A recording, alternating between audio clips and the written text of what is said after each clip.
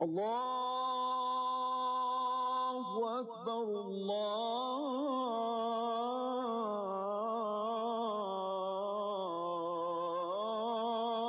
Allahu Akbar, Allahu Akbar, Allahu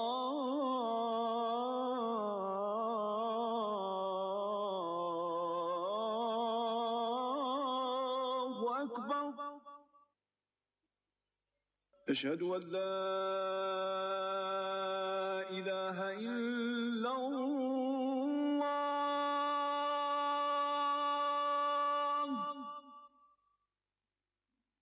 أشهد أن لا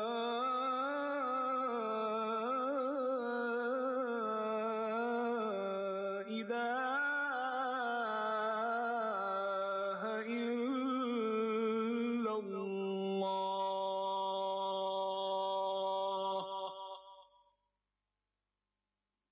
أشهد أن محمدا رسول الله.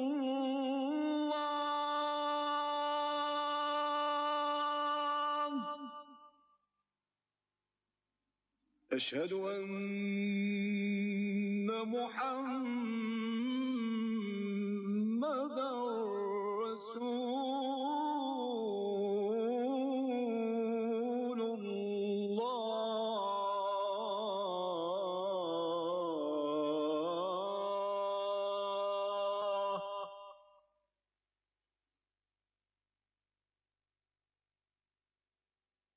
Now is Islam, Iman and Jihad. Iman is the Arabic word for doctrinal belief, doctrinal Islamic belief. And Jihad, of course, is quite famous these days. It's in the air, I would say. It's a religious Islamic struggle and strife in the way of Allah subhanahu wa ta'ala. I request Dr. Israr Ahmed to please go ahead with his presentation. أحمده وأصلي على رسوله الكريم أما بعد فأعوذ بالله من الشيطان الرجيم بسم الله الرحمن الرحيم قالت الأعراب آمنا قل لم تؤمنوا ولكن قولوا أسلمنا ولما يدخل الإيمان في قلوبكم وَإِن تُطِيعُوا اللَّهَ وَرَسُولَهُ لَا يَلِدْكُم مِّنْ أَعْمَالِكُمْ شَيْئًا إِنَّ اللَّهَ غَفُورٌ رَّحِيمٌ. صدق الله العظيم. Dear brothers and sisters, the subject of the talk at this time is Islam, Iman, and Jihad fi sabilillah. Usually these two words, Islam and Iman, are used as synonymous words. A Muslim is a Mu'min is a Muslim. Mu'min and Muslim. But I am basing my presentation on this ayah of Surah Al-Hujurat. It is 49, Surah 49, ayah 14. Here, Qur'an says, these Bedouins are claiming that they have become Mu'mins. They have come to believe. They have the faith. Tell them, O Muhammad sallallahu alayhi wasallam, you have not at all come to believe. All you can say is, you have become Muslims. You have surrendered. And up till this time, Iman or the real faith has not entered your hearts. Now, who are being mentioned over here? I think this much of the life of the Prophet may be known to you. He had to make a very strenuous struggle to propagate and establish the deen of Allah. Let me here clarify. Deen means the whole system of life, individual as well as collective. Mazhab is synonymous with religion. And religion, as I told, consists of three things: some beliefs, some creed, racial creed, some dogma, some modes of worship, and some social customs. How to celebrate birth, how to solemnize marriage, what to do with the dead body. These three things go to make mazhab, religion. But then if you add to them three more things: the political system, the economic system, and the social system. These 3 plus 3 go to make deen. So we are talking about Islam as deen, not as religion. So when, after nearly 22 years hardest labor and strenuous struggle, Muhammad sallallahu alaihi wasallam became successful in establishing the deen of Allah in the Arabian Peninsula. Now what happened? Most of the tribes, they decided now it's no use continuing resistance. Now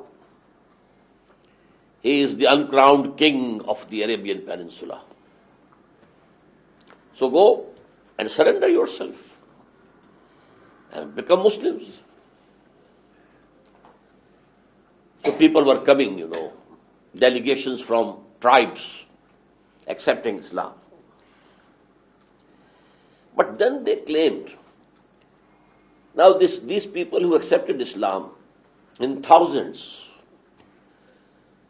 Qur'an has used the word afwaja, armies. Iza ja nasrullah, when the help of Allah comes, وَرَأَيْتَ النَّاسَ يَدْخُلُونَ فِي دِينِ اللَّهِ أَفْوَاجًا. And O Prophet, you see that people are entering the deen of Allah in armies. So when people were entering the pale of Islam in armies, there could be three possible conditions as their inner self. Either they were true believers and they believed actually in whatever they were professing, or on the other extreme,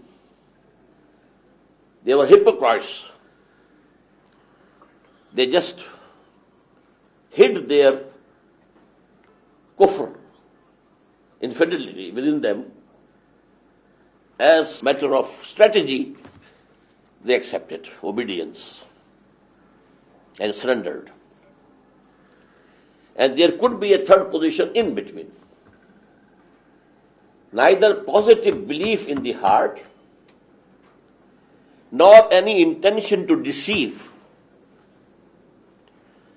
So in the form of graph, you have a zero level, 0 point in the middle, then +1, +2, +3, +4 to the right side, -1, -2, -3, -4.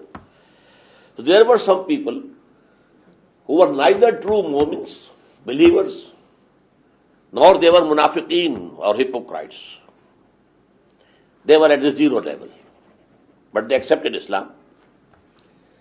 And there were on the right side people who really believed, and on the left side who had just hidden their disbelief and apparently became Muslims.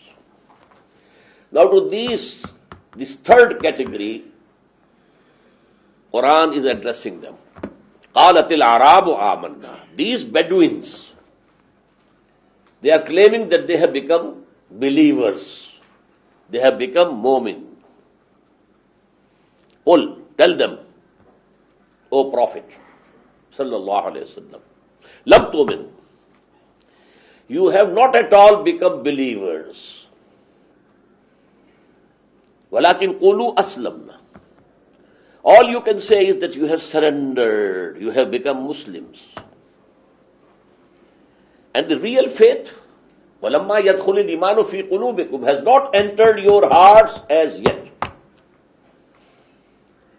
So here Qur'an is making a clear distinction between Muslim and Mu'min. Regarding the literal meanings of the word Islam, is to surrender. In the background of this term is that some struggle was going on, and then one party surrenders, gives up resistance, lays down the arms. Iman means belief, real belief, to the level of personal conviction. Now, there's a hell of difference between a racial creed. You believe in certain things because your parents believed in them. That's all. It's not a personal conviction with you. And the second is you have personal conviction. So now Islam actually is the basis of the social order in this world. If you are accepted as a Muslim, you are a member of Muslim society. You can marry a Muslim woman. You become a full citizen of the Islamic State. The basis of this socio-political system is Islam, not Iman. Because Iman is in the heart. As in this ayah I told you, Allah says, real Iman has not as yet entered your hearts. It is only on your tips of the tongue. But who can say with certainty about any person whether he has real belief in his heart or not? We can't. This is known to Allah, God. It's a matter between him and this person. But for the basis of an Islamic society, a Muslim society, an Islamic state, you must have some basis which is solid. So that is the attestation. Verbal attestation. Ashhadu an la ilaha illallah. I testify that there is no God except Allah. And I testify that Muhammad is his servant as well as messenger. Now, no sooner than a person utters these words, he becomes a Muslim. As if a line was drawn, he was on this side of the line and now he has come to the other side of the line. Now he is a Muslim. Simply on the basis of verbal attestation. We cannot peep down into his heart whether he has said it from the depth of his heart or not. Maybe he is a spy of the enemy. And he has apparently accepted Islam. He has grown a beard also. There have been cases, in the border villages with India. The Indian spies came over as Muslims. And they worked as imams, leaders in the prayers, in the mosques for several years. And then it came to knowledge that they were the spies, they were Hindus, they were not Muslims. But legally, you can't say you are not a Muslim if he testifies. This social structure of Islam. Now, Hadith says, it has 5 pillars. A very important and very authentic Hadith of the Prophet. Again, the one on the authenticity of which both great Imams of Hadith, Imam Bukhari and Imam Muslim, agree. بني الإسلام على 5 شهادة أن لا إله إلا الله وأن محمد رسول الله وإقام الصلاة وإيتاء الزكاة وصوم رمضان وحج البيت. These are called the 5 pillars of Islam. But the most important is the first. Whosoever utters these words, he becomes a Muslim. Now when the time will come, he will pray. The month of Ramadan comes, he will keep the fast. If he has enough wealth, he will pay the zakah, the obligatory tax, obligatory charity. And if he can afford, he will go to Hajj. So these are the pillars of Islam. These are the basis of the Muslim society. And this is the basis of citizenship in an Islamic state. Iman now is real belief in the depths of your heart. The ayah said, Iman has not entered your hearts as yet. When we believe from the depths of our hearts. And in a very famous hadith, I think Professor Chittik has written that book on this hadith. Yes. Which is called Sunnah, the basis for hadith. Hadith of Jibreel. So Archangel Jibreel came in the garb of a human being and asked 4 questions from the Prophet ﷺ. What is Islam? Answer was, An tashhadu an la ilaha illallah wa anna Muhammad Rasulullah. You testify.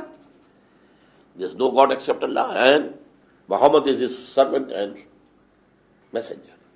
But tuqim as-salata wa tuti zakata wa tasuma Ramadana wa tahajjul bayt. The 4 pillars, 4 modes of worship. Then he asked, what is Iman? Tell me. Akhbirni anil Iman. What is Iman? Then he used the word an tu'mina billahi wa malaikatihi wa kutubihi wa rusulihi. That you really believe in existence of Allah and his attributes. You really believe in the existence of angels. You really believe in the institution of prophethood and messengerhood. You really believe in the revealed books. You really believe in resurrection after death. If these are real beliefs, if you believe in these things from the bottom of your heart, then it is Iman. Now, is something added to the fundamentals of Islam when a person has reached the level of Iman, faith, real faith, personal conviction? Yes. What will now be added is jihad fi sabilillah. Jihad fi sabilillah is not a pillar of Islam. Please note it. It is one of the 2 essential pillars of Iman, additional. Iman will have all these 5. The attestation and the prayer and this psalm and obligatory charity and Hajj. Along with these, 2 will be added. In addition to this verbal attestation, real belief. You may call it the ultraviolet. And on the other side, jihad fi sabilillah. You may call it infrared. That is the proper color for jihad. So these are the distinctions. Now a mu'min must fulfill these 7 conditions to be called a mu'min, real mu'min.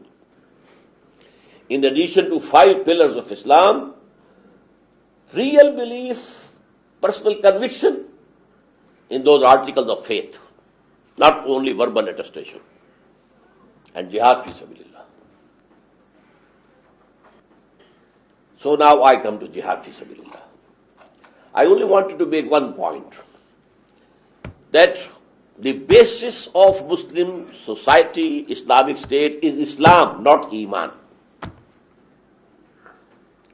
But what will matter on the day of judgment is Iman, not Islam. You might have been accepted as a Muslim in this world. You might have been a leader of the Muslims in this world. But if you don't have Iman, and Allah knows it, He knows what is in the hearts. We can't decide. In this world, we won't decide about it. But Allah knows who is real mu'min, who is real believer. So on the day of judgment, only the good acts and virtuous acts of those people will be accepted who had the real faith. If the real faith, the real Iman, the conviction is not there, no deed will be beneficial. Now coming to jihad fi sabilillah, it will take some time. Brother Afsar said that it is very famous. I say it is very infamous these days. Very wrong associations with this term of Islam. But all the wrong opinions basically are based from our own mistakes of the Muslims themselves. Number one, first mistake. We equated jihad with war. Jihad means war. War for the cause of Allah. This is wrong. Qur'an has two terms parallel. Jihad fi sabilillah, qital fi sabilillah. Now jihad is from juhd. Juhd in Arabic means to strive for something. You are exerting yourself to achieve something. This is juhd. And jihad means struggle. There is some opposition and you are struggling against. Striving for is juhd. And struggling against is jihad. In the same way, some person was going and you shoot him. This is qatl, murder, assassination. But when there are two groups facing each other, these people want to kill them, they want to kill them. Now this is qital. So jihad from juhd, qital from qatl. And now qital fi sabilillah, killing people, fighting against them for the cause of Allah is qital fi sabilillah. And striving something for the sake of Allah is jihad fi sabilillah. Now, based on this misconception is the second error. Because jihad is not there always, qital is not there always. So it became a secondary thing in the conceptions of Muslims. We call it fardhu ain. No, it is not fardhu ain. Not it is the basic duty. Whenever there is war, well, go and take part in it. That's all. Not necessary. All the times. No. While Qur'an says there can be no Iman without jihad. I quoted ayah number 14 from Surah Al-Hujurat, Surah 49. Now I am quoting ayah number 15 from the same surah. إِنَّمَا الْمُؤْمِنُونَ الَّذِينَ آمَنُوا بِاللَّهِ وَرَسُولِهِ ثُمَّ لَمْ يَرْتَابُوا وَجَاهَدُوا بِأَمْوَالِهِمْ وَأَنفُسِهِمْ فِي سَبِيلِ اللَّهِ أُولَٰئِكَ هُمُ الصَّادِقُونَ. Verily, the true mu'mins are only those who believe in Allah and His Messenger, and then they have no doubt about them. It has reached the level of personal conviction. وَجَاهَدُوا بِأَمْوَالِهِمْ وَأَنفُسِهِمْ فِي سَبِيلِ اللَّهِ, and they make jihad with their belongings and with their lives for the cause of Allah, in the way of Allah. أُولَٰئِكَ هُمُ الصَّادِقُونَ. Only such people are truthful if they claim to be mu'min. So there can be no Iman without jihad. In the same way, in Surah As-Saff, this surah is 61, and I am quoting ayat 10 and 11. Ya ayyuhallazina amanu hal adullukum ala tijaratin tunjikum min azabin alim. O you who believe or profess to believe, should I lead you to a bargain which will save you from the punishment, the painful punishment of hell. If you want salvation, what you have to do? This is the question posed by Allah, and then He Himself is answering. تُؤْمِنُونَ بِاللَّهِ وَرَسُولِهِ. Have real faith in Allah and His Messenger. Now it is very important here. The first ayah starts with Ya ayyuhallazina amanu. So this is some other Iman. And now they are being asked, تُؤْمِنُونَ بِاللَّهِ وَرَسُولِهِ. You should have real faith in Allah and His Messenger. وَتُجَاهِدُونَ فِي سَبِيلِ اللَّهِ بِأَمْوَالِكُمْ وَأَنفُسِكُمْ. And make jihad in the way of Allah with your belongings and your lives. So, I have made 2 points. There can be no real Iman without jihad, and there can be no salvation without jihad. It is such an integral part of Islam. The third big mistake, the biggest mistake that we have committed about jihad, if any Muslim ruler, he might have been a very despotic Muslim ruler, if he attacks some non-Muslim country only to broaden his frontiers and to have more of revenues so that he can have more luxuries, we call it jihad fi sabilillah. Oh no. We have brought a bad name to jihad fi sabilillah. This is not jihad fi sabilillah. It is jihad for his own self, for his own benefits, not for Allah. With this background, let me now come directly to what is jihad. Jihad fi sabilillah. First of all, we know that every living being is in continuous jihad in its life. Maybe the smallest or the highest Homo sapiens. What is that jihad? Struggle for existence. There is opposition, there are hurdles, there are competitions. The struggle for existence is a jihad.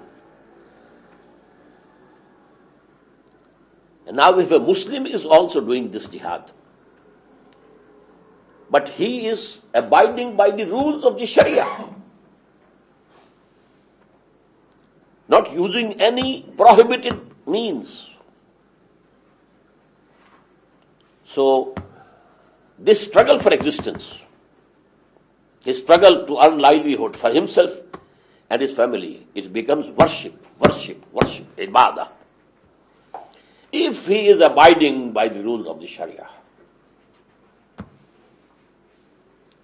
Now I come to a higher level. In human beings, there may be struggle for freedom, struggle for self-determination, struggle to snatch their rights from the usurpers. This is jihad. But this is jihad fi sabilil hurriyah. Jihad in the way of freedom.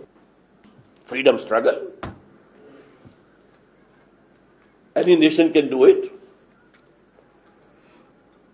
The Muslims also tried and struggled to get free from the colonial clutches. The Christian countries of Africa, they also struggled. The Hindus in India, they also struggled. It's a common phenomenon. It's a human phenomenon. To get your rights. And if a Muslim is doing this struggle, again abiding by the principles of the Sharia, divine law, it becomes worship. If he dies, he becomes a martyr. Now I come to third level. Jihad based on some ideology.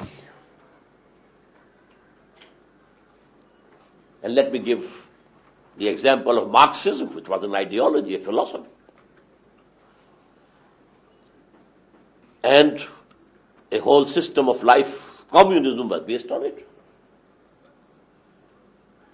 And the communists had to make sacrifices to struggle with their belongings and with their lives to establish that system.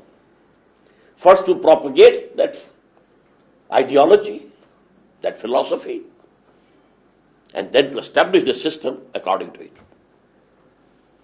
This is the ideological jihad.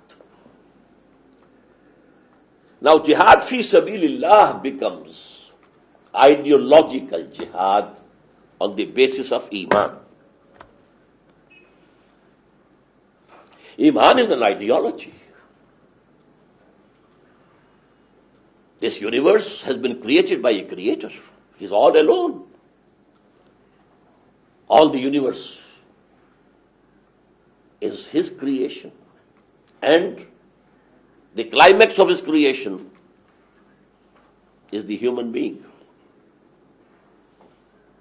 whom he has created as the vicegerent on earth. Then there is law given by him, do's and don'ts.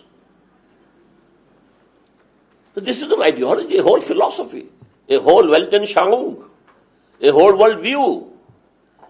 The life is not only this life that we are passing in this world. The life, as I told, is a very long process, very long process. From eternity, we will say, to eternity. So this is not the only life. This ideology, Iman, then only God is the true lawgiver. He is the rightful ruler of this universe. His law must be enforced. And here again let me quote, "Thy kingdom come. Thy will be done on earth as it in heavens."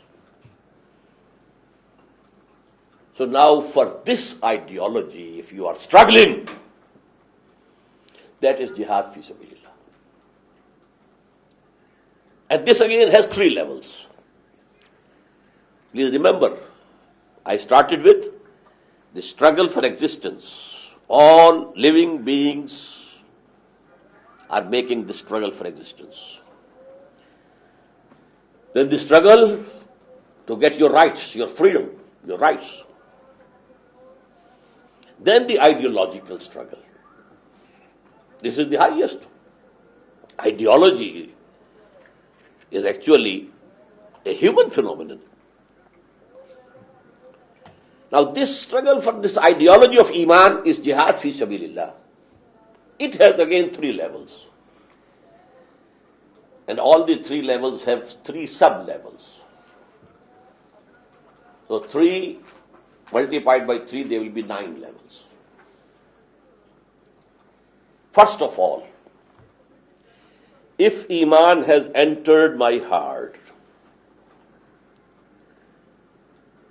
a conflict will start within me. My id or libido is demanding something. And the divine law says it is forbidden. A struggle. Struggle against your own baser self, your animal self, your lusts and desires, which are blind by themselves. They need their gratification, that's all. They don't care whether through rightful means or wrong means, permissible means or forbidden means. So the first struggle is against your own self. And the Prophet was once asked a question, Ayyul jihad afzalu ya Rasulullah? Which jihad is the supreme, O Messenger of Allah, tell us. And the answer was, An tujahida nafsaka fi ta'atillah. The supreme jihad is that you struggle against your baser self, your animal self, your id or libido, to make it obedient to the law of Allah. Along with this, there are two more jihads to accomplish this thing, so that you really become a bondsman to Allah. You are really obedient to Allah. For that,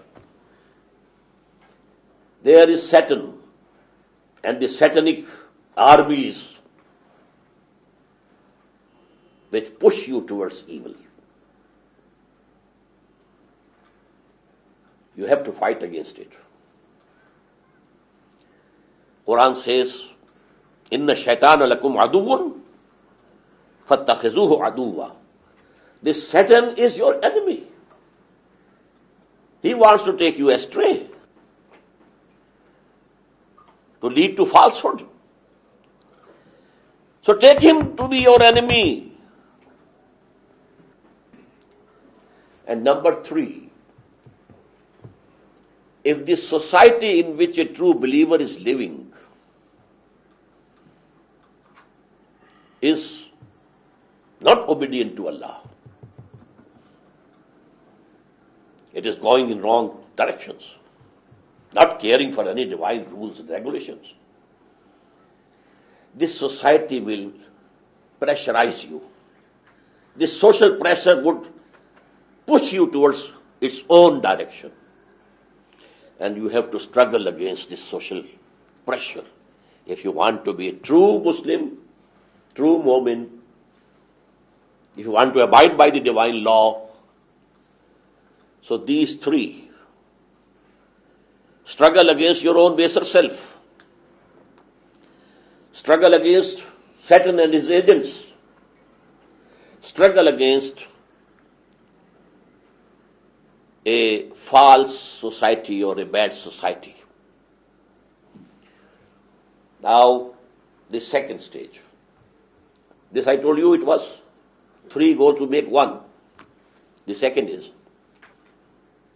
you believe in God, you believe in resurrection, you believe in the life after death, you believe in divine law, you believe in Muhammad. Now this belief should come out of you. It should spread. It's your duty to propagate, to convey to the humanity the word of God, the guidance that He has sent through His Prophet, Muhammad sallallahu alaihi wasallam. And because there is no vacuum, there are counter thoughts and counter philosophies which are against this philosophy, this ideology. Maybe there is absolute materialism. Maybe the society is polytheistic. Maybe they are atheists. They will strive for their own ideologies, and you have to exert against those ideologies to propagate your ideology. And for that you need time. You need to spend your energies. This is jihad for the sake of da'wah, for calling people towards the deen of Allah, for calling people to accept the faith, for calling people to enter the deen of Allah, the total political, socio-economic system of Allah. This jihad has also 3 levels, sub-levels I should say. Society at the top has the intellectual elite. This intellectual elite controls the direction of the society. They are a minority, a minute minority, but they control the destiny, direction. This intellectual minority or the brain trust of the society, it won't pay any heed to sermons. You have to argue with them.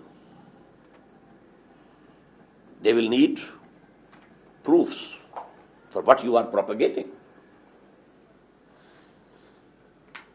So the dawah, there's an ayah in the end of Surah Al-Nahl. Udu ila sabil rabbika bil hikmah. Hikmah, wisdom. Call towards the path of your Lord with wisdom.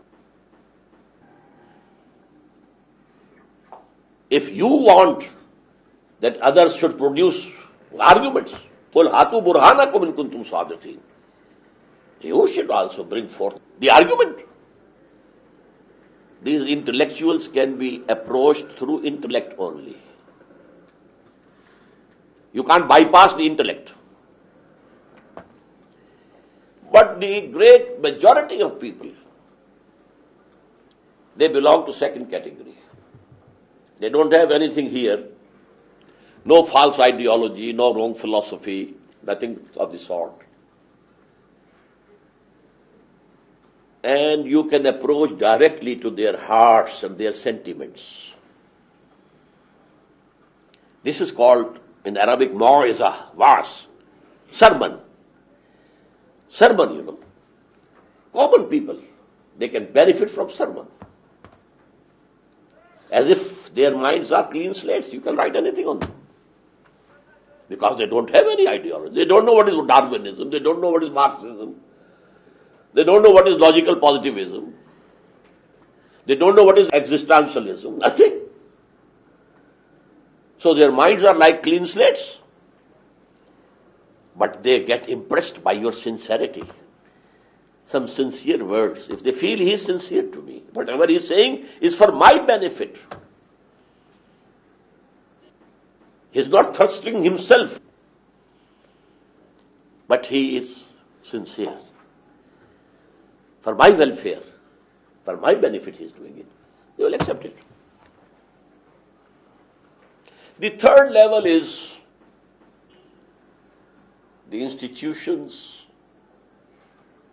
You have different ideologies in the field. They have propagators. Even in religious sense, if you are a Muslim and you are propagating Islam, there are Christian missionaries, they are propagating Christianity.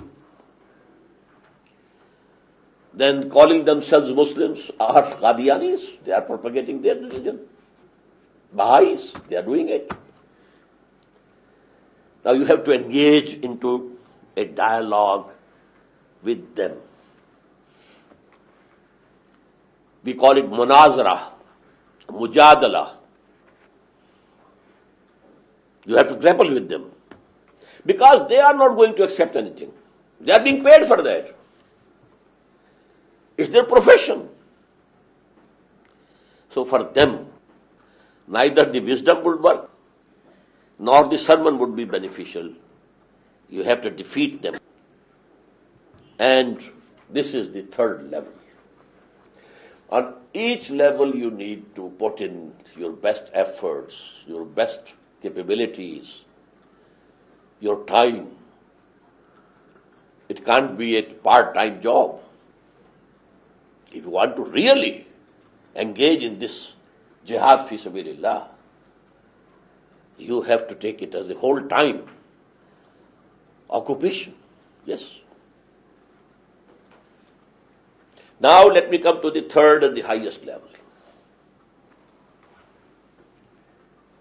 This highest level is to establish that politico-socio-economic order in totality. Not only preaching it, not only propagating it, but to establish. There is a very important and very basic ayah of Surah Al-Hadid, and the ayah number is 25. Allah says, لَقَدْ أَرْسَلْنَا رُسُلَنَا بِالْبَيِّنَاتِ. We sent our messengers with clear proofs, shining evidences in the form of miracles even. وَأَنزَلْنَا مَعَهُمُ الْكِتَابَ وَالْمِيزَانَ. Along with them, we sent down the book, the guidance, the do's and don'ts, and mizan, the balance. which will give you a balance between man and woman. What are the rights of men and what are the rights of women? A balanced view. The capital and labor. What's the point of justice in between? State or society versus the individual. How much freedom to the individual? How much authority to the state or the society? There has to be a balance, a just balance. And the prophets and messengers came with these two things. لَقَدْ أَرْسَلْنَا رُسُلَنَا بِالْبَيِّنَاتِ وَأَنزَلْنَا مَعَهُمُ الْكِتَابَ وَالْمِيزَانَ. What for? Was it all an exercise in futility? Was it a hobby with Allah, God? No. لَيَقُومَ النَّاسُ بِالْقِسْطِ, so that the people abide by justice. Very important ayah. The final purpose of the sending of prophets and sending down the books and giving the law is to establish justice, just social order, political as well as economic as well as social. Now everybody knows, if there is a state or society based on injustice, you have people at the helm of affairs who have vested interests in that structure, in that political, socio-economic system. They will never allow you to change the system, to take out something from the mouth of the lion.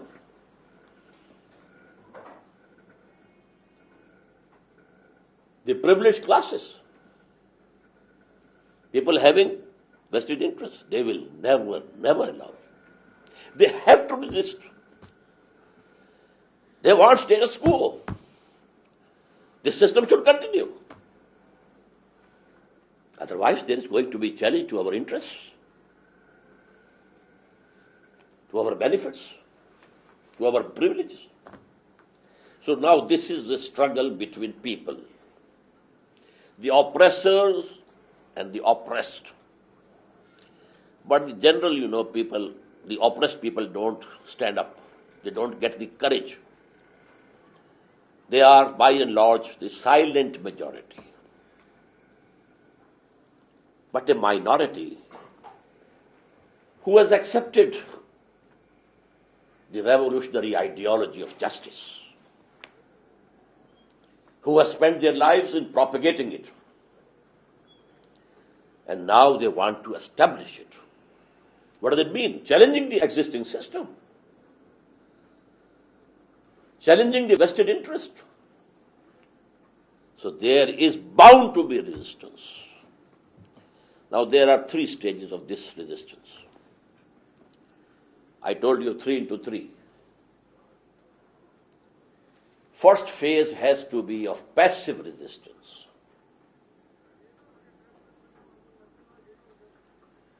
The people at the helm of affairs will persecute you, torture you, put you in jails and prisons. Maybe they hang you. They will do everything. Everything that the armies of Tsar did. Everything that the Shah of Iran did. Everything. The first phase has to be passive resistance. Resistance there must be. Keep standing, steadfast. But take all persecution without any retaliation. Because if the revolutionaries become violent from the very beginning, they will be crushed in no time. They have to borrow time. And for this, sabr, patience, steadfastness. You don't budge an inch from your position. but don't retaliate. Take all persecution without any retaliation. I call it passive resistance. Qur'an terms it sabr. Patience. But the second stage comes when you feel that you have enough force with you now, enough number of people, fully and deeply committed to the ideology, ready to sacrifice everything they have, even their lives, and organized into a strong organization. Then you challenge the system. This is active resistance. Let me give you the example from Gandhi. The first phase of his challenge to the Britishers was non-violent, non-cooperation. That's all. Non-violent. We don't have to harm anybody, kill anybody, to destroy any property, nothing. Non-violent, non-cooperation. Only one thing, we will not wear your cloth. We shall spin ourselves and we shall make our own cloth and wear it. Total boycott of British cloth. That was the first step. Such a big market as India was and still is. All the mills, in England, piling their products. India is not accepting. Then the second stage was non-violent civil disobedience. We are going to the ocean, to the sea. Paramatma, or God, has produced salt in it. And we are going to make salt from the water of the ocean, which belongs to Paramatma, not to anybody. And we are not saying anything to the British government. But there was excise duty on that. So he challenged the whole taxation policy of British India. This was the second stage of struggle. The third stage didn't come in his life. Why? Because the Second World War broke. And after that, the Britishers were so weak now that they couldn't hold on to their territories. They had to leave. But in jihad fi sabilillah, then final stage can be qital fi sabilillah. You have to fight against those people, the oppressors, who are resisting the establishment of justice, who don't want to establish a just social order. If there is need, you go to war against them. So this is the ninth level of going to war for the cause of Allah. 3 into 3, 9, and 8 stories, they are jihad fi sabilillah only. For 13 years at Makkah, Muhammad was making jihad fi sabilillah. No qital fi sabilillah whatsoever. Rather, the order of the day was to take all persecution without any retaliation. Worst persecutions were given to the companions of Muhammad sallallahu alaihi wasallam. Worst. Torture. Some of them killed. And there were Muslims in Makkah. They could resist, but they were not allowed to resist. It was after Hijrah that Muhammad felt confident. Now I have enough number. Now this is a base for me to launch an offensive. So active resistance is an offensive. I don't agree with those people who say that all the battles that Muhammad fought were in defense. No. Muhammad took the offensive first. Actually, they are the revolutionary people who take the offensive. A society is going on. People have learned to accept tyranny and injustice. But somebody stands and says, it is wrong, this system is wrong. So who has started the conflict? The person who says it is wrong. The conflict at Makkah also was started by Muhammad sallallahu alaihi wasallam. They were living in peace. Now what happened? Brother pitched against brother. Son pitched against father. Wife pitched against husband. And now also after the hijrah, he was who took the initiative. I don't want to go into detail, but this theory, because West accused us that Islam was propagated through force, through sword, and we said apologetically, no, all the battles which were fought by Muhammad were in self-defense. No, not at all. It was to establish the deen of Allah. Deen of Allah. Two deens cannot coexist. Either it is the deen of Allah or it is the deen of some king or emperor. Or it is the deen of the public. Popular sovereignty. Two deens cannot coexist. And to establish the political, socio-economic justice given to Muhammad sallallahu alaihi wasallam in the form of deen of Islam, he had to go to war. But nobody was forced to convert to Islam. You can remain Jews, you can remain Christians, Hindus, but you will have to accept the supremacy of the order, the collective order.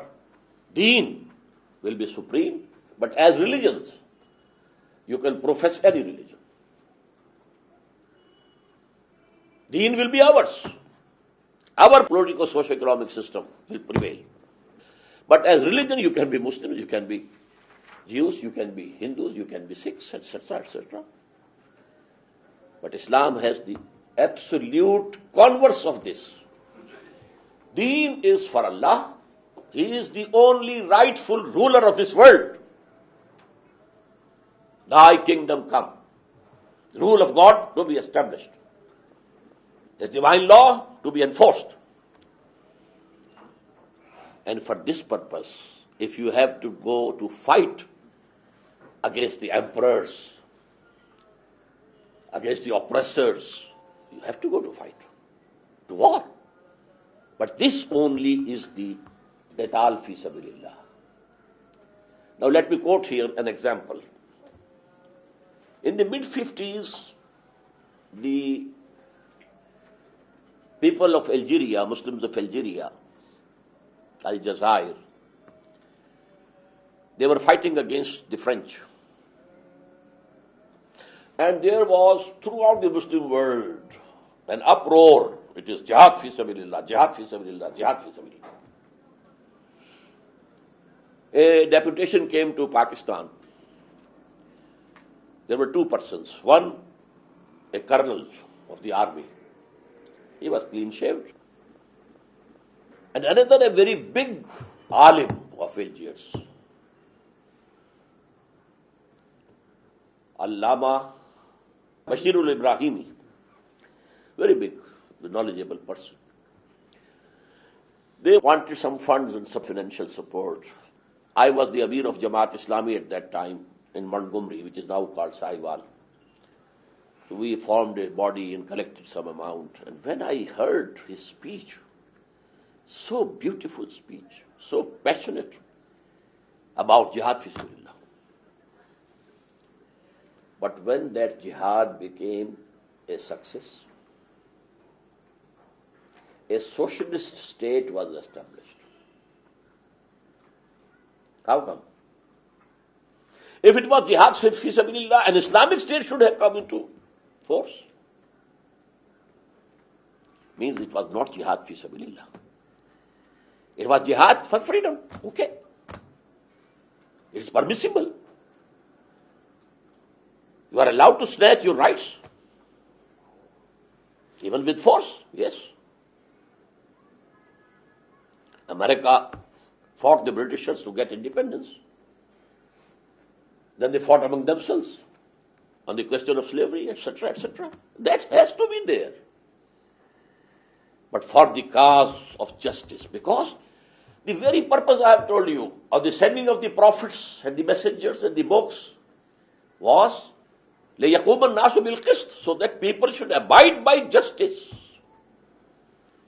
And the justice can only be given by Allah. He is the creator of all. He can tell us what should be the rights of the women and what should be the right of men. Men as husbands, women as wives. Because He has created both. He loves both of them. Al-Khalqu Ayalullah, there is the hadith of the Prophet. All creation are like a family unto Allah. So the women are also loved by Allah, men are also loved by Allah, and only He can decide what's the point of justice and balance. The mill owners are also creations of Allah, and the workers and laborers are also creations of Allah. He can tell you what's the point of balance. So to establish that just social order given by Allah to humanity through His last messenger Muhammad, in that struggle, a time can come when you have to take up arms against the tyrants, against the oppressors, to establish the just social order of Islam. But one point more. What I have told you and spoken about, that was the part of the seerah of the Prophet. What about today? For example, in Pakistan, we want to establish Islamic State. Is it feasible at any stage that we take up arms against the government? It's not feasible. Masses are without arms. And the government, the people, those people who form the power base in this society, the big landlords, the big landowners, or the big moneyed class, they are there in the government. So, it is not feasible. They have police, they have army, they have air force. Hafizul Asad used air force against Ikhwan in Syria. Destroyed the whole city of Hama. We have ourselves used air force in Balochistan. There was a movement of secession from Pakistan. So we used air force. So this is not feasible.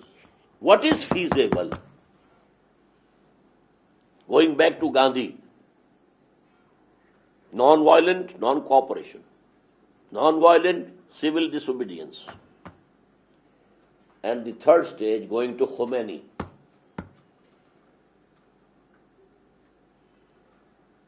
The unarmed revolt against the people in power. A mass movement, not using arms, ready to lay down their own lives. The Iranians laid down their lives in thousands, between 20 and 30,000 people. Then the Shah had to run away for his life. He thought that this army will revolt against me. Why not to kill this one person? How long will we go on killing our brothers? Who are they? Our brothers, our sons, our nephews in the street. So that is the answer of the final push. A mass movement and agitation. It can be the best form also, as it happened in Georgia, perhaps, just recently. But here, they have to lay down their lives. But they will not take the life of anybody. It will be one-sided war, not two-sided. I think this should be sufficient.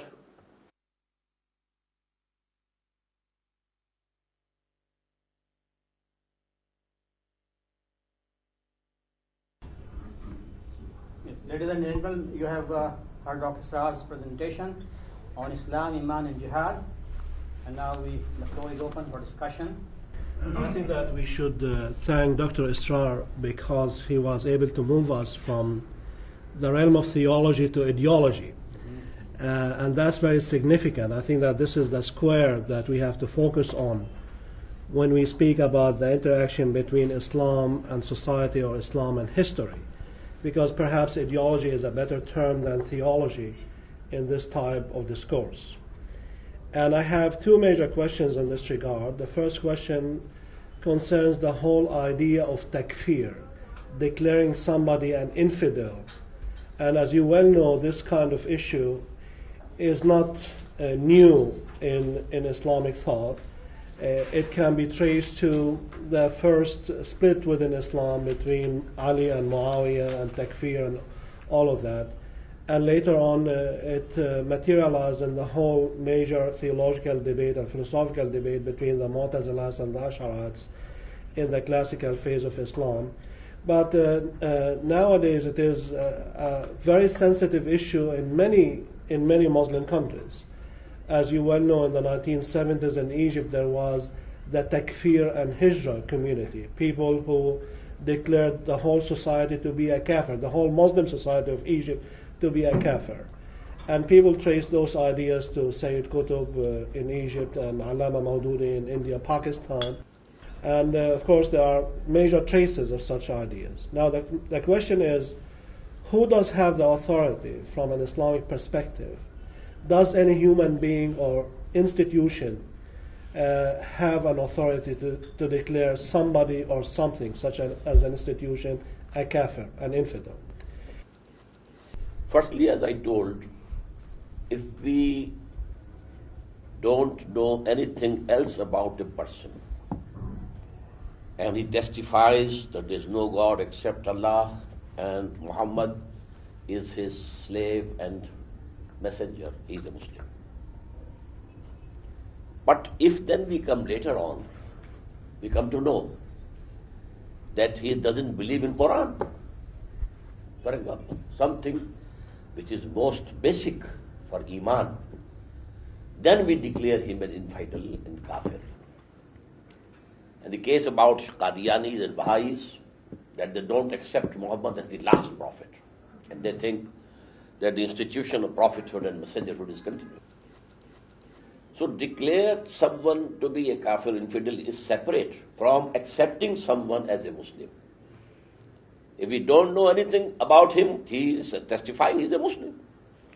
But if we come to know that he believes in something which is just absolutely contrary to Islamic belief, then we declare him as infidel. In an Islamic state, it's only the state which can declare anybody or any sect or any group of people as infidel. But during the colonial rule, when there was no Islamic state, this function was taken up by the ulama. But as bad luck would have it, the ulama then used this sword against each other also, with little differences in theology and in the fiqh and law and this and so that is the sad part of it. But ulama, if they have a consensus about a group that they are not Muslims, they are outside the pale of Islam, then we have to admit it. This thing happened in Pakistan about Qadianis. The ulama, all sects, all Shias, Sunnis, and Brelvis, and Deobandis, and Ahl Hadith, Zahiris, Jamaat Islami, there was a complete consensus that they are outside Islam. And then the government also took this step. Mr. Bhutto, he got it decided by the parliament. And the Qadianis were given full opportunity to present their case. But then the committee of the parliament decided, no, they are outside Islam. Now, I think that what you have essentially talked about is what we call, in Christian theology at least, the relationship between violence and the sacred. And I'm really delighted that... Violence and the sacred. Al-Qudsiyya. The sacred. And I'm really delighted that you have explained that from an Islamic perspective. However, I don't see any major difference between your ideas on the connection between jihad and violence, or offensive Islam, so to speak, in your own terms, and between the ideas of somebody like Bin Laden and Ayman Zawahiri. The only difference I see is a matter of tactic, that perhaps you are much more tactical than they are. No. But in an essential theological justification of jihad, I don't see a big... No, I'm sorry, you have misunderstood me. Yes. They have not passed through those 8 stages. Yeah, but these stages Have are they made tactical dawah? stages. Have they organized people? Have they purified their souls? Whatever Bin Laden is doing, or the other, extremist groups, they are showing their anger only, just angry children, giving vent to their anger, because America is supporting Israel. It has gone out of way to support the Zionism. So they are angry, that's all. But this is not jihad fi sabilillah, not at all. My description is absolutely different. When the Russian armies entered Afghanistan and there was a resistance, there was all, in the whole Muslim world, jihad, jihad, jihad. And then Bin Laden was also bringing Arabs, Yes. And Omar Abdurrahman was also doing the same thing. Abdullah Azam was also doing the same thing. I never accepted it to be jihad fi sabilillah, never. I said this is jihad fi sabilillah hurriya, and this is permissible in Islam. And if you lay down your life for that, you are a martyr. But it is not jihad fi sabilillah. Jihad fi sabilillah has to pass through those stages. The prophetic, model. But then, when Taliban came, and they established some laws were enforced of Islam, and there was all peace and tranquility in 90% area of Afghanistan. And one command of Mullah Umar and this cultivation of poppy, 0. Then we said, okay, now these people, they are the rebellions, the Northern Alliance, and the war against them is fi sabilillah. In the same way, I never accepted that whatever is going on in Kashmir is jihad fi sabilillah. Never. It is also jihad for freedom, for self-determination, etc., etc. So this is the main point. We have used this word mistakenly, in wrong sense, and we are actually to blame to bring bad name to jihad. You have blown it out of proportion. Yes. So this was a follow-up to the first question. What's the second question? That's the second question. Okay. You will agree that different Muslim societies or different Islamic movements will have to determine at what particular stage they are in on the basis of analysis of the objective conditions of their own societies. In other words, different Islamic societies and different Islamic movements can be at different stages of resistance. You will also agree that it is possible that Islamic movements can make mistakes in terms of strategic choices or the objective determination where they are right now. Like 1950s, the Muslim Brotherhood thought in Egypt that they have reached a stage of qital and they started indulging in violence. which probably in the view of many observers was a premature kind of thing. Two questions. One question is that, do you consider the possibility that these strategic or tactical mistakes can be made? Yes, definitely. But they can be committed. And they are ijtihadic mistakes. Yes, ijtihadic mistakes. They will give no harm to the people in the hereafter. But here in this world, the movement will fail. The decision of converting from passive resistance to active resistance in the case of the life of Prophet was done by Allah. Now, as the head of an organized Islamic movement yourself, what is, in your view, what is the particular state at which you find yourself? Passive resistance, active resistance, qital fi sabilillah. You said that you do not approve of qital fi sabilillah because it is not feasible. My question is, if it becomes feasible, if it is feasible, it is permissible.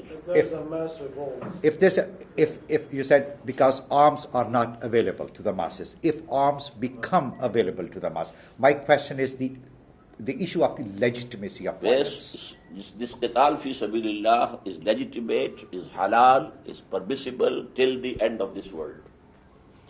But in the given conditions, the objective conditions, generally speaking, it's not feasible. And at what stage you find your movement? Yourself. My movement actually is in the very beginning stage. Dawah, purification of selves, organization. These three stages go hand in hand, side by side. Now the passive resistance in our case is not coming from outside.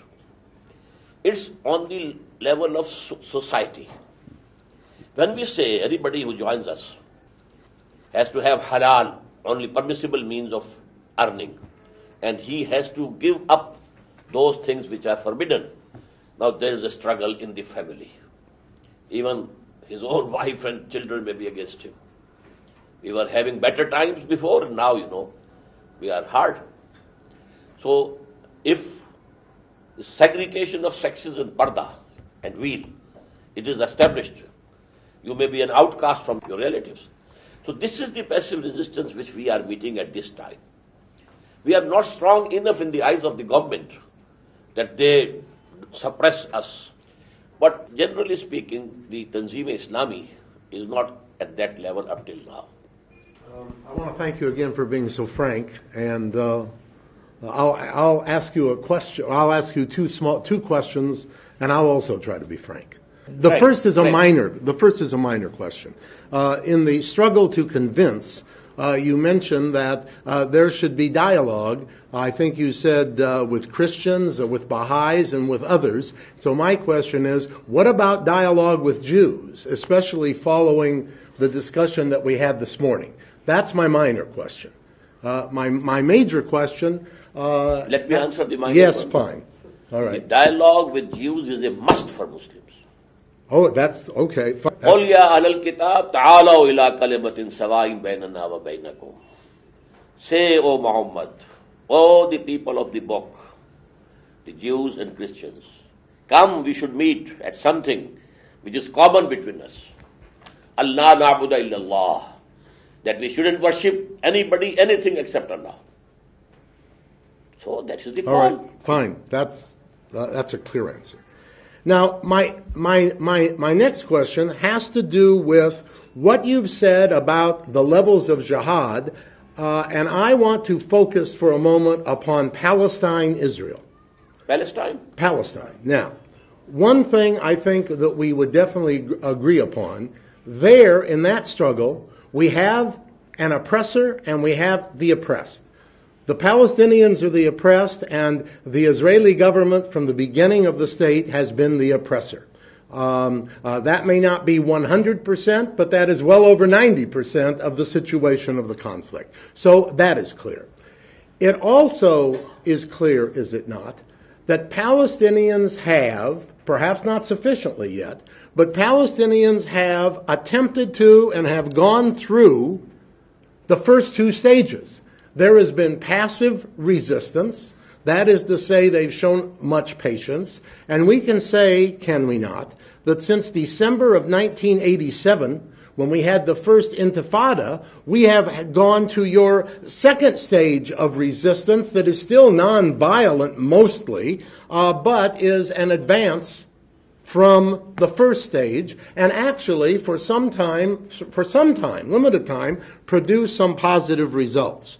So now I come to this question that's really twofold. One, do you think Palestinians, most of whom anyway are Muslims, let's say 87% are Muslims, do you think that now is the time, as some of them think, that they should go to the resistance which is more violent resistance? This is, of course, based upon an assumption that I think we can make, that the Israeli government is, in the foreseeable future and probably beyond the foreseeable future, not going to change the way it is operated. So, should Palestinians go to the more violent resistance stage? And then the second part of that question is, when Palestinians talk about the kind of solution that they would like, which they do talk about, which they should talk about, should they talk about an Islamic state in all of Palestine, Israel? And if indeed that is the answer, that it should be an Islamic state, then my question is, does that mean, which I infer it would mean from what you had said, that then if that did hypothetically come into existence, that the 5.2 million Jews who presently are there, those Jews might be granted human rights up to a certain point, but not be granted political rights and not have the right to engage politically in the governance of that Islamic state? First of all, brother, I think the conflict in Palestine is not ideological. It's national. Muslims have become a nation. They themselves don't practice Islam. And PLO was basically a secular organization. It had nothing to do with Islam. So this is absolutely a different question and a different background. We can say that they are fighting for their right, yes, and I said it's okay to get the rights. Now, secondly, if an Islamic state is established, supposedly, in Palestine, the whole of it, then the Jews will be a minority over there. They will have the right to live there, to earn there. They will have full religious freedom. Their synagogues will be protected more than the mosques. Because in one ayah of Surah Al-Hajj, Allah has mentioned synagogues and churches and masajid, but masajid came last. So, لَهُدِّمَتْ سَوَامِعُ وَبِيعٌ وَصَلَوَاتٌ وَمَسَاجِدُ يُذْكَرُ فِيهِ اسْمُ اللَّهِ كَثِيرًا. So all these, synagogues and churches, and then masajid also. I wonder how you would feel about the following. From 1917 to 1989, the chief organization that struggled against oppression were the Marxists, mainly from Russia. And since that time, since 1989, the Islamic peoples, if I can call them that, have taken up the cudgels against Western capitalism. And the way you formulated your final three stages, I wasn't quite sure whether I was listening to somebody who was a Marxist or as an Islamicist. Because I have been listening to this discourse on struggle against oppression for many years. And to talk about objective conditions is exactly what the old Marxists used to talk about. If you read Mao's military writings, for instance, which is the final stage of your three stages, or you read Ho Chi Minh, you're talking the same language. And so it seems to me I would be very interested to know how you respond to this question. If you can remember, I mentioned Marxism before Islam. That the example is Marxism and communism, an ideology and a system of life being based on that ideology.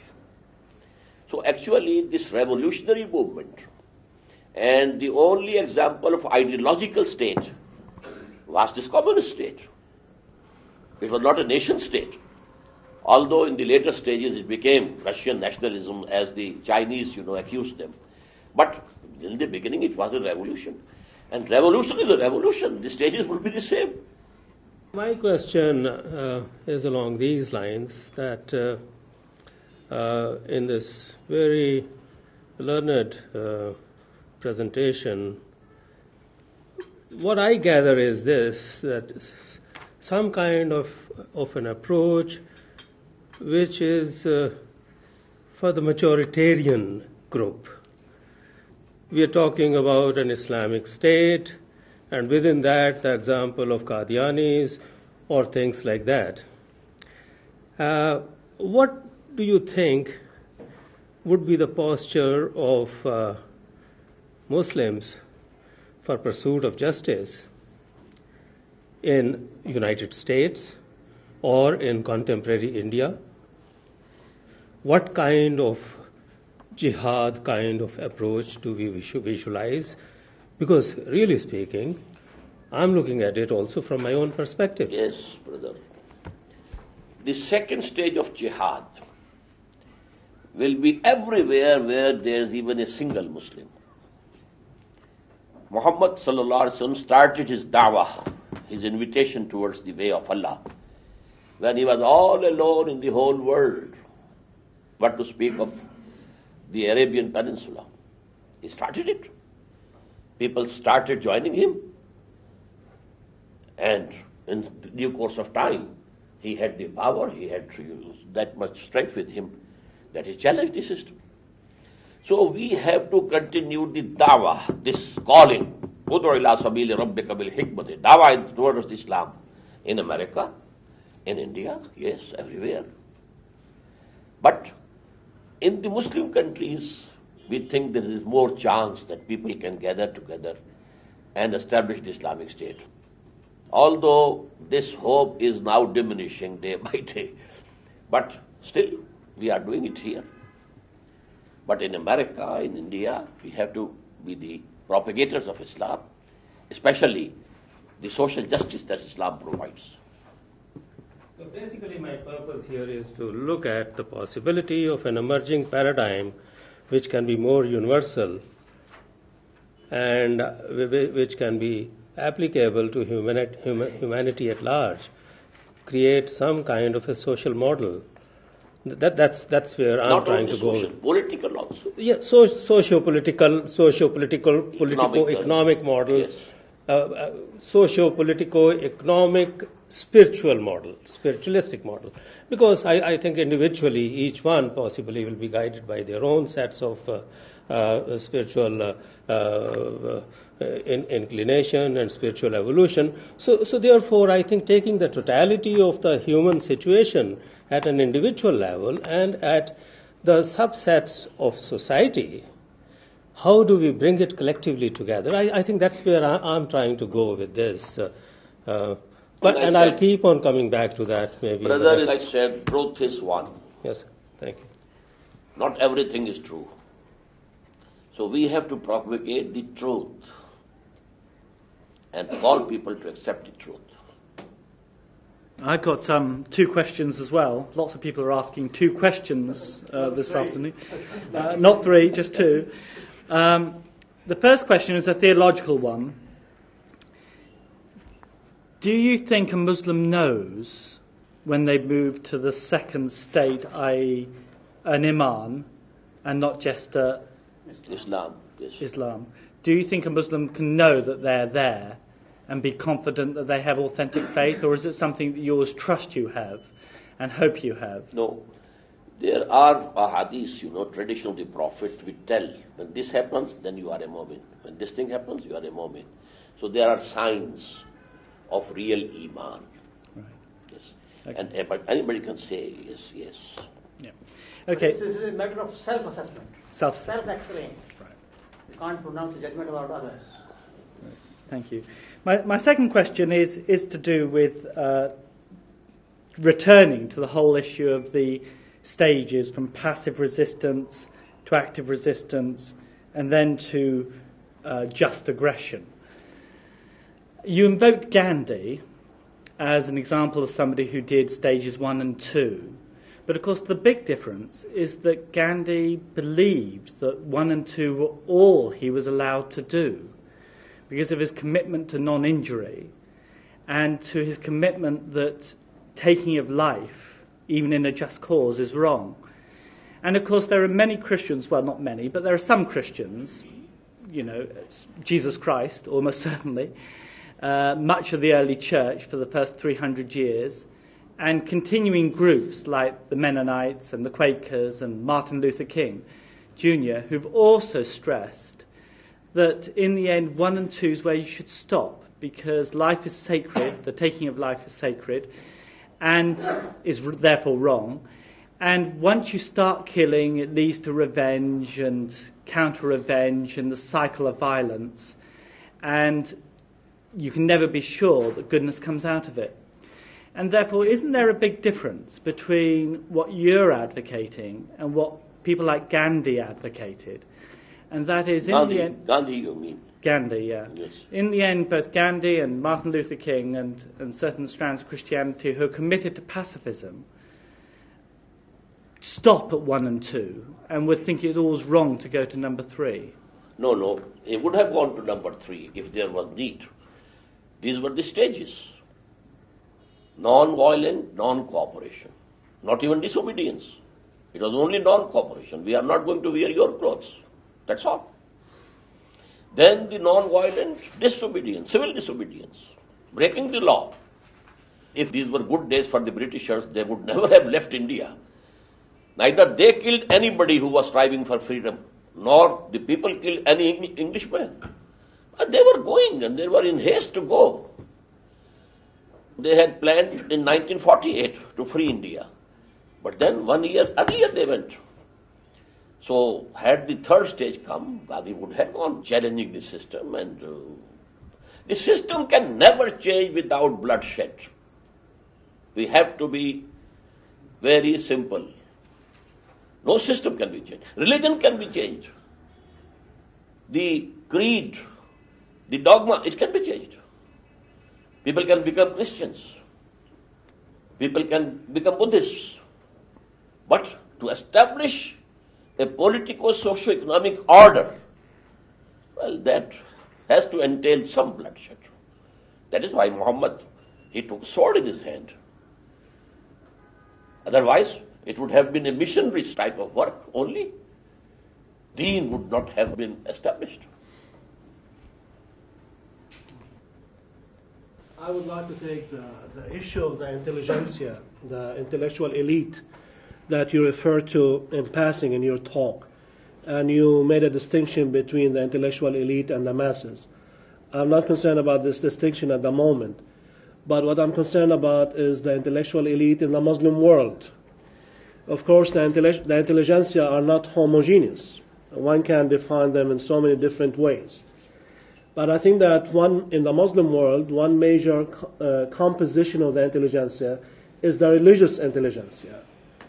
And in a country like Iran, we said that in a sociological sense, not in a normative sense, I think that Iran is the only example I can think of in the 21st century where religious intelligentsia are in charge. They have the power. Of course, there are major conflicts between certain forces within Iranian society. But here the ulama are in power. But that's the only example I can think of. I don't think this is the case in the Sudan or the case in Malaysia or Saudi Arabia or Pakistan, although some of these countries are referred to sometimes as Muslim countries. In other Muslim countries, take the example of Egypt. In Egypt, we have the major institution of Al-Azhar, which is a respected Islamic theological institution, especially in the Sunni world. And if you look at the Azhar ulama, by and large, nowadays, the majority do not oppose the status quo. On the contrary, they are the major supporters of the status quo. So in that sense, they are not absent from social political forces within society. They do support the status quo. And the ones who don't are the jihadis or the people who belong to the Jama'ah Islamiyah. When I was in Egypt 2 days ago, I came to realize for the first time that there are 15,000 members of Jama'at al-Islamiyah in prison in Egypt. 15,000, a large number. Most of them are young people, leaders, intellectuals in a religious sense. Whereas the high ulama of Egypt, at least most of them, are in support of the status quo, which is very oppressive, extremely oppressive. And they justify the status quo in Islamic terms. And this is true to a large extent also in Saudi Arabia with a great number of the ulama. I know that there's a split between the ulama in Saudi Arabia. Some of them oppose the status quo, but the majority, one would say, are for the status quo. Now, how would you characterize the situation here in Pakistan? Would you say that the majority of the ulama are for the status quo or against the status quo? It's a difficult question, but in the first instance, I disagree with you. The ulama don't belong to the intelligentsia or the intellectual elite. They are learned people, learned in the religious sciences only. Yeah, but that's a production of knowledge. But anyway. But it's restricted. Scope is restricted. That's not restricted. Yes. The ulama are in touch with the masses, and that's not restricted at all. No, the scope is restricted. Yeah. They are in touch with the masses because they are there in the mosques. And every seventh day there is a meeting. There is a public gathering. And they have the contact with them. But intellectuals means those people who obey their intellect first of all. Philosophical bent. And they want to have this intellectual thirst satisfied. Those are the intellectuals. And in the Muslim world, it's very sad that the actual intellectual elite is secular. And to Islamize them is the biggest challenge for the Islamic movements. Well, I disagree with this kind of character. I think that the religious elite are a major part of the intellectual elite. They are not the only part, but they are a major side, a major layer of the intellectual elite in contemporary. We can agree to disagree. Yes, that's true. If I am mistaken, please forgive me. You said that Prophet Muhammad ﷺ was led an offensive jihad. Yes. Okay. Can you give examples? Example And is that with isolating from the conditions and of the time, because brother, after Hijrah, yeah, we can't prove there was any move from the Meccan side, from the Mushrikeen of Makkah. all the wars were around Medina. What? No. That What happened this is is that Muhammad sallallahu alaihi wasallam took only 6 months to consolidate his position at Medina. He built the mosque, number one. Then muakhat, brotherhood between the immigrants or the muhajirs and the ansars. And thirdly, a joint pact of defense of Medina with the Jewish tribes, 3 tribes. He consolidated his position here, and from the 7th month, he started sending small groups, guerrilla groups, threatening the caravan route which was going from Mecca and passing near Medina from Badr and going to Syria, or the caravan route going to Yemen through Taif. There are 8 expeditions. In 4 of them, Muhammad himself took part. They are called Ghazawat. And the other 4 are Saraya. before their attack, before the attack of Before Badr. Medina people. Yes. And there was no move whatsoever from the Makki side.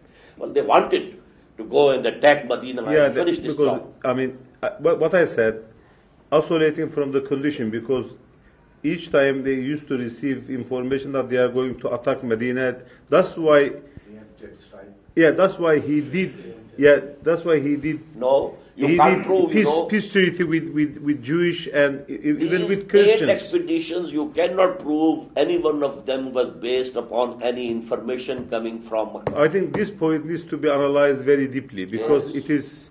I feel very much doubt that in Prophet's life there was offensive jihad to any. I mean, if we study very deeply that Yes. he was all in defensive cases, because this. Well, the conquest of Mecca was a form of offensive jihad. Are you, Oh no. Sir, are you familiar with Fazl Rahman's argument that for each single battle, we do not need to establish a point of provocation from the Meccans? What we need to establish is the overall offensive context that the Quraysh of Makkah had established, to which Muhammad sallallahu alaihi wasallam had to respond. And that's the argument which Fazl Rahman has built. Actually, there is no proof that the Makki people were planning some attack of Medina. As I was saying, there were hawks and doves. The hawks, Abu Jahl, Uqba ibn Abi Mu'ayyad, they wanted to attack. But there were doves who wanted, though they have gone from here. And one person, Utbah ibn Rabi'a, he said that now leave Muhammad and the rest of the Arab world. Now, if Muhammad is eliminated by the rest of the Arab world, this thing will happen without yourself soiling your swords with the blood of your brothers. Who are they? They are from Quraysh. And if Muhammad can subdue the whole of Arabia, it will be to our gain. He is a Qarshi. So a Qarshi empire will be established. So this was the argument going on. But when that thing happened, when the caravan was going to Syria under the leadership of Abu Sufyan, Muhammad sallallahu alaihi wasallam, his men chased it, but it escaped. When it was coming back, he sent an SOS message to Makkah. I fear that Muhammad and his people, sallallahu alaihi wasallam and radiyallahu ta'ala, they will attack us. So send some help. And from the other side, from Nakhla is a place between Makkah and Taif. There the Prophet had sent 11 people. And the command was, stay there and keep us informed of the movement of the Makki people. There happened a skirmish. One of the mushrikeen of Makkah was killed by Muslims. 2 were made prisoners, and they brought the booty also. The Prophet said, I had not commanded you to fight. But he didn't take any action also. Now this person who had escaped, he went to Mecca and he raised hue and cry. The people of Muhammad have killed our person. These 2 reasons, were there for the preparation of 1,000 strong army. The provocation was from Muhammad sallallahu alaihi wasallam. We have to be very clear regarding this. This is a very important issue of the seerah. I want you to consider the consequences of the position you are taking. And here is how I see it.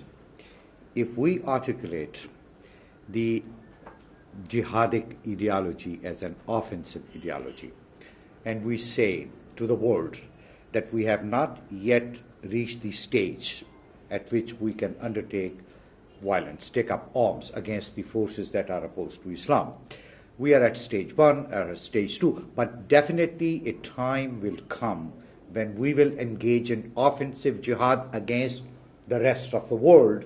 Then the rest of the world is perfectly legitimate, is justified in taking a preemptive strike against the Muslims so as not to entertain the future possibility of being attacked when the Muslims are in power or in a position. So here gives the perfect legitimacy to George W. Bush to attack the Muslims. Well, he got the legitimacy by himself without any provocation from the Muslims. No, I'm just actually, but asking you to consider the consequences. Yes. A difference should be made between what happened during the life of Muhammad sallallahu alaihi wasallam and what can happen today. The spreading of the message of Islam in those days couldn't be by any other means except conquering. Today you have television, you have all communications, you can spread the message of Islam. And if you can show an example of political socio-economic system of Islam, that would be the best of propagation. That's where I wanted you to come. And my question was, is it regarding possible? the life of the Prophet, Yeah. we shouldn't distort it. Okay. Yes. Is it possible to establish the socio-economic and political justice without using violence? In other words, is it possible to establish an Islamic social order through democratic, peaceful means? If by democratic, peaceful means you mean elections, etc., my answer is no, not at all. These democratic, peaceful means, they are held, elections are held to run a system, not to change the system. The power bases in this society, they will be reflected in the elections. The elections might be very transparent, but the power structure, the landlords, the moneyed people, they will come there and they will try to have a status quo. So actually this is not the way. But I told you that it is not necessary that you go to war. A peaceful agitation, a peaceful mass movement. But for that peaceful mass movement, you need a very strong, integrated, disciplined party, first of all, which can control the mass movement. The mass movement otherwise can be hijacked by any person who raises a louder slogan. Unless you have this backbone of that mass movement is a very strong, disciplined party. Hizbullah, as Qur'an says it. The party of Allah. I would like to make one comment about Al-Arab urban dichotomy in early Islam, as well as the urban Bedouin dichotomy in the contemporary Muslim world, a comparative outlook in brief. As you correctly said, the Quran is severely critical of Al-Arab in many of the Quranic verses because originally they disobeyed, etc., etc. But one could say that, one could take that as a lack of harmony in early Islamic Arabia, between urban Islam and non-Islamic desert, so to speak. And that's why Al-Arab were... violence was used against them, in a sense, by the urban Muslims to integrate them. But if we look at what we call the Gulf states in the past 50 years, since the beginning of the Cold War at the end of the 1940s, we can see that the Gulf states, because of petroleum, have been integrated into the international capitalist market. And we can see the consequences, where now tribal leaders are in power, and they have been in power for centuries, in the case of Saudi Arabia, since the end of the 18th century. This is true in Jordan. It is the same family, the same tribe. It is true in Egypt, the same tribe or the president. It is true in Morocco. So here the tribes seem, after 14th century of Islamic progress, seem to have overcome their problem of urbanism by controlling the urban side of Islam, so to speak. Do you see what I mean? That initially, urban Muslims attacked the Arab, whereas nowadays the Arab are in power. They attacked Arab. How? That the Quran is critical of the Bedouins. Critical, because there was lack of training for them. Right. The people at Medina, they had the companionship of Muhammad sallallahu alaihi wasallam. Right. So that is why Quran says that it's not necessary that all the Bedouins should come to Medina to learn Deen. So that was the proposal given by Allah. I don't disagree with that. But what I'm trying to say is that in the contemporary period, in the past 50 years or so, it is the Arab who have come from the desert, who have overcome urban Islam and who are in control. It's not Arab, it's oil. It's only oil and nothing else. And then, education is widespread. Or living, in very far off corners, they are getting education. It's propagating Bedouin philosophy. Okay. When you were talking about your second group of jihad, the struggle against the intellectual, where you use argument, the use of the sermon for those who are non-intellectual so you can touch the heart. Yes. And then you talked about dialogue for those of other faith traditions in other religions. You talked there about the fact that the goal must be defeat. You use the word defeat, I think, of other religious traditions. And I assume what you mean by that is that because Islam's true, you've got to persuade the Jew, persuade the Christian, persuade the Hindu of the truth of Islam, and in that sense those religions should disappear. And that's fair enough. Is there anywhere in your theology the idea that perhaps God has given to the Christian, to the Hindu, to the Sikh, to the Baha'i, an insight that Muslims can learn from?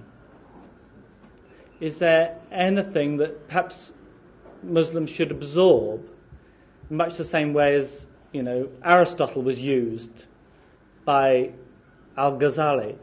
Is there anything that can be used from other traditions to shape their current understanding of what the truth of the world is and God's relations with that world?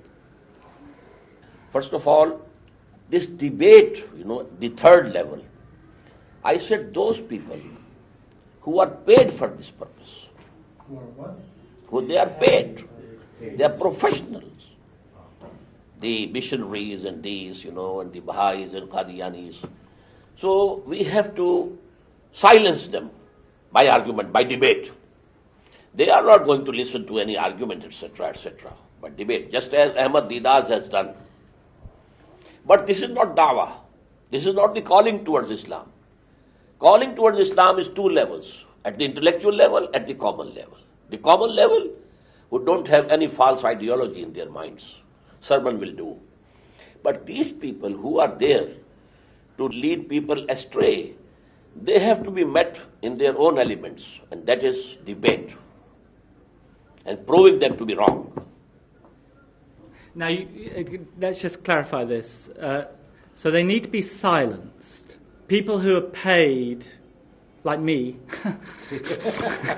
as a Christian theologian, should be silenced for leaving other people astray. Are you a missionary? Well, you are like an imam. No. An imam can be paid. Well, just like you. Sometimes he is not paid. No, that's right. I don't get paid very much. But just like you, I believe Christianity is true. And you believe Islam's true. And I believe at the end of the age, Muslims will learn that they were mistaken. And you believe at the end of the age, Jesus will tell me that I was mistaken. And at the end of the age, you and I will meet and talk and we'll find out who was right. But we both believe differently. And of course I believe in the truth as I understand it, and you believe in the truth as you understand it.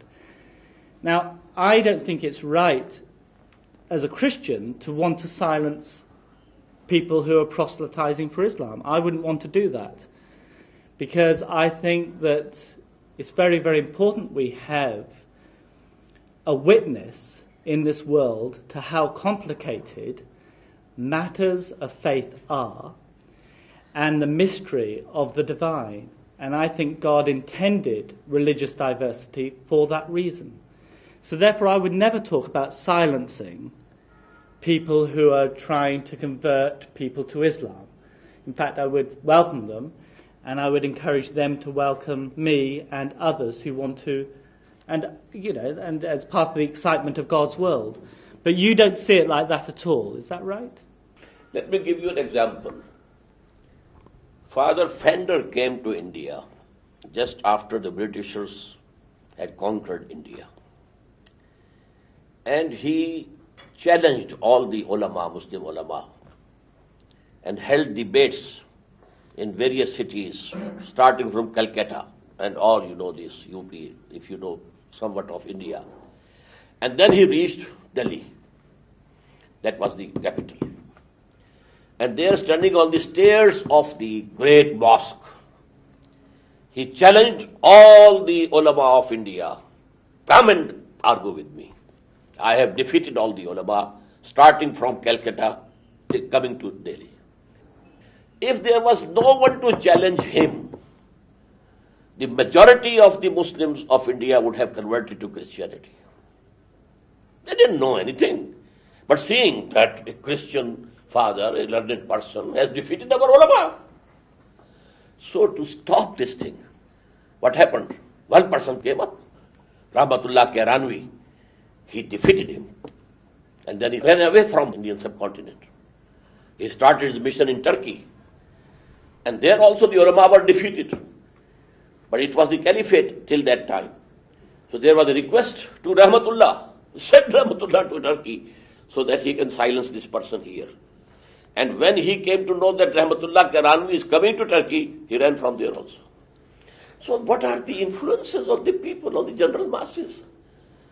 They are not very knowledgeable. How many percent of people in India could read and understand Qur'an for themselves? They had faith in their Maulvis. And if the Maulvis stand defeated, what would be the psychological effect? But thank Allah that there was a person. May in I Madinah and Makkah. See, again, when we are talking of these things, we still, as Nirmal Saab said, within the context where Muslims are in majority, and you are creating some problems for a person, Muslim like me, who is living in the United States. You want complete freedom to silence the Christian missionaries or other non-Muslim missionaries here in Pakistan, but you want complete freedom for me to propagate Islam in the United States and not to be silenced by them. So that creates a contradiction. No, they tried to silence Ahmad Didat, but were defeated. Who decides who has been defeated? When there's an argument and there's a meeting, things is decided. They were silenced. What was the name of that person, who was later on? Jimmy Swaggart? Yes. Jimmy Swaggart was defeated. My question is about Muslim and Mu'min. And what I'm trying to sort of comprehend here is that Mu'min is a person who, I suppose, who is developed or evolved in Iman and whose kirdar is such that it justifies that way. Now, in this whole process of jihad or struggle of various kinds, struggle for living, struggle for rights, and struggle for spreading ideology, various levels of struggle which are there. Eventually, all struggles are triggered, inspired, supported, and led by some people. And I want to try and understand this, that how do I recognize a mu'min? How do you recognize a mu'min?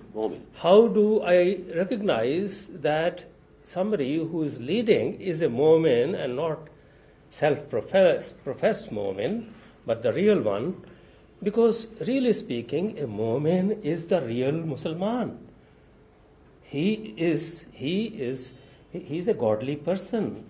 He is honest, he is compassionate, he has got the goodness of humanity and God's creation in heart, and he is in love with he's in adoration. These are and the love attributes of a Mu'min, not a Muslim. Mu'min. Yes, I'm talking of Muslim. And therefore, he is, I would say in common parlance, he is really the true Muslim. The definition of Muslim is, hey, be a Mu'min, then only you can be called a Musliman. Now, how do I recognize that person? How do I find him? Because he's the one who can possibly help me, who can guide me. His character, his behavior. I'm telling you, here, because for the purpose of this world, we don't need to decide. Only thing is Muslim. The membership of the society is on Islam, I told you, from the very beginning, not Iman. Because we cannot pass any judgment about Iman of anybody, whether he has it or not. So that the whole socio-political structure is based on Islam. Or you may call it legal Islam. This is legal Iman. Because we have an ayah in Qur'an in Surah An-Nisa, Ya ayyuhallazina amanu aminu billahi wa rasul. Oh, you who profess to be Mormons, have real Iman in Allah and His messengers and His books. So a legal Iman is Islam, verbal attestation. He might not be practicing. He might not be saying 5 prayers, not even 1 prayer. But if he believes that prayer is a part of Islamic Sharia, he is accepted as a Muslim. Last question from Dr. Faris. Yeah, I just want to be enlightened myself about statement وَمَا عَلَى الرَّسُولِ إِلَّا الْبَلَاغِ. So how we can now tie with this statement and that we are going to establish. هو الذي أرسل رسوله بالهدى ودين الحق ليظهره على الدين كله. Yeah, but Thrice for Prophet Muhammad. It is He, that is Allah, who has sent His messenger, that is Muhammad, with 2 things: the full guidance, the total guidance, al-huda, and the dinul haq, the true system, political, socio-economic system, dinul haq. but it's not mentioned political, socio-political, economic. Dinul haq, deen is nizam. The difference between mazhab and deen. But that is interpretation to me. Yeah. No. For example, we have in Surah Yusuf, Dinil Malik. What does it mean? Ma kana li yakhuda akhahu fi Dinil Malik. What does it mean? Because to convey the message is something else. No. To establish it is something else. Joseph wanted to retain his brother Binyamin with him in Egypt. Yeah. He couldn't do it according to the law of the king. He was not the king. The king was the person who had seen the dream. So either it is the deen of king, Deenul Malik, or it is deen of Allah. يَدْخُلُونَ فِي دِينِ اللَّهِ أَفْوَاجًا. And Islam is deen, not mazhab only. So actually to make that deen supreme over the whole of this system was the basic purpose of the advent of Muhammad sallallahu alaihi wasallam. So We must conclude now. Thank you so much. الله أكبر